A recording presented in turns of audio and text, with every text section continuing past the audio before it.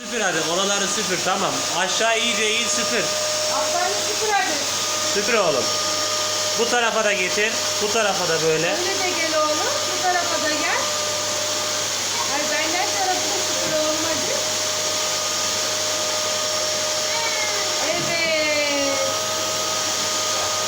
Aferin oğluma. Yürümüş de annesine yardım ediyormuş oğlum. Tamam, oraları da süpür, hadi burayı da süpür. Hadi anneye yardım et oğlum hadi. Aferin oğluma. Aferin oğluma. Bunun altını da süpür, televizyonun altını.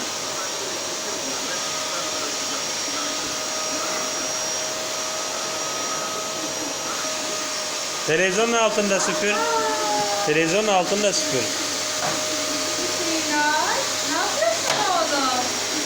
Elini süpürüyorsun. Tamam. Süpürün.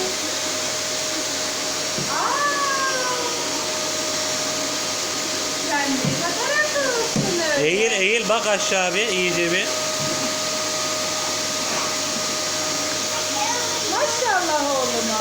Her yeri temizledin. Hadi geri kapat, bitti. Hadi kapat makineyi.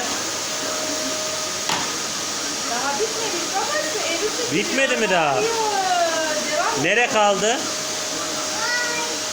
Süpür hadi orayı. Burası var oğlum. Bak burayı da süpür.